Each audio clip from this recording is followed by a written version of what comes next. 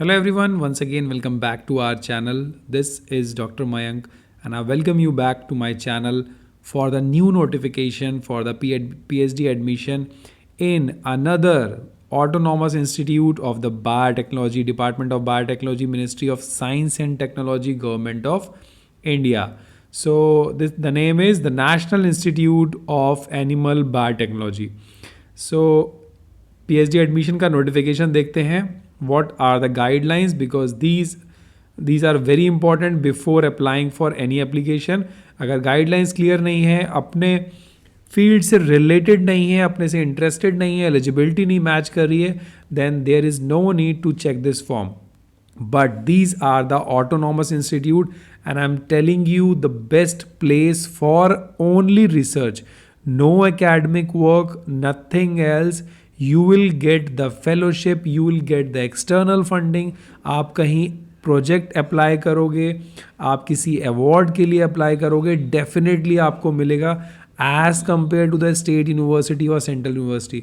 Because इनका DBT से direct link होता है, तो DBT directly prefer all these institute students for any research upcoming fellowships और ग्रांट, बिकॉज बहुत सारे ऐसे ऑप्शंस होते हैं जो आप पीएचडी में कर सकते हैं. सो ये हैदराबाद में है, बहुत ही बड़ा इंस्टीट्यूट है डीबीटी का. और इसका अगर मैं एलिजिबिलिटी क्राइटेरिया देखूं, बट उससे पहले ये देखते हैं कि what are the options available in which really you are interested और not. So see what they are doing the frontiers area of the science, such as development of next generation vaccines. See, these are one of the pioneer topics as per the applicability. अगर आपको सच में आगे आने वाले 8-10 साल में कुछ ऐसा काम करना है जिसकी एप्लीकेबिलिटी हो, बिकॉज आपने एक बार पीएचडी टॉपिक चूज कर लिया, then you can not change. वो 4 साल आपको वही रखना होगा.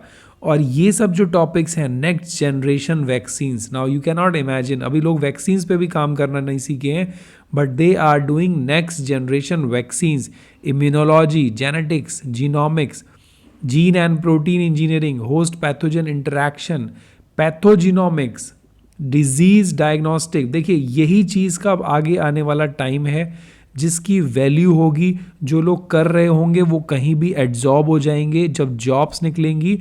अदरवाइज अगर आप बेसिक टॉपिक से पीएचडी करेंगे, then it will be a very challenging job.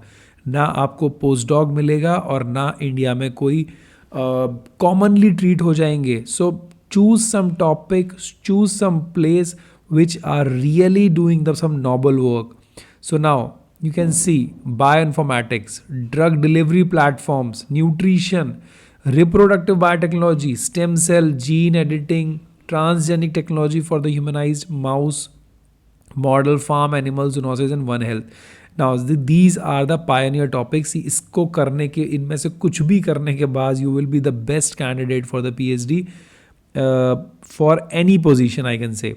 So eligibility देखिए उन्होंने क्या बोला है कि मास्टर्स डिग्री होना चाहिए, एमएससी, एमटेक, एमवीएससी, एमफार्मा और MBBS, BTech degree in any branch. अगर आपने बीटेक किया है तो लाइफ साइंसेज से आप एलिजिबल हो. And the candidate must have secured और एनी नेशनल रिसर्च फेलोशिप, मतलब इनमें से कोई भी नेशनल फेलोशिप होना चाहिए. सी, एक बेसिक कॉन्सेप्ट बना लीजिए, कोई भी ऑटोनॉमस इंस्टीट्यूट होगा ना, they will not give you the funding, आपको अपनी जेआरएफ लेके आनी है. So only those who have, देखिए लिख दिया है गेट और एमपैट और सर्टिफिकेशंस आर नॉट एलिजिबल, यानी आपके पास अपनी फेलोशिप होना चाहिए.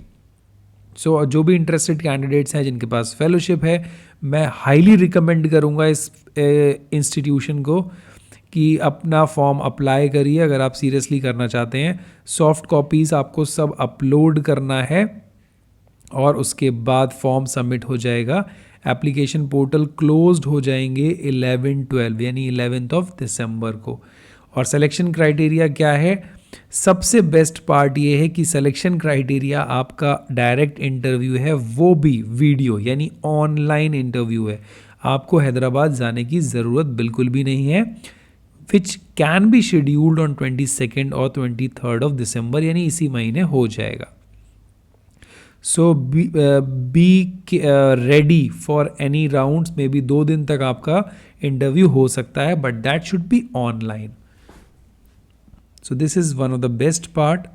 सो फैसिलिटीज़ अगर आप देखना चाह रहे हो तो देख सकते हो, अदरवाइज़ मैं बोलूँगा अगर आप सीरियसली इसमें काम करना चाहते हो, ये मल्टी डिसिप्लिनरी फील्ड है और बहुत ही अच्छा एडवांस बायोटेक्नोलॉजी पे काम करती है.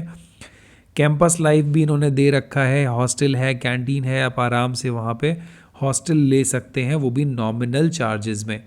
सो I request everyone from the biotechnology, just go ahead and apply this autonomous DBT institute. All the very best to all the students who are going to apply in this institute. Thank you so much for watching the video. If you have any doubt regarding the topic, regarding research proposal, then you can ask me anytime. But before leaving, just subscribe the channel and like the video. Thank you. Have a nice day.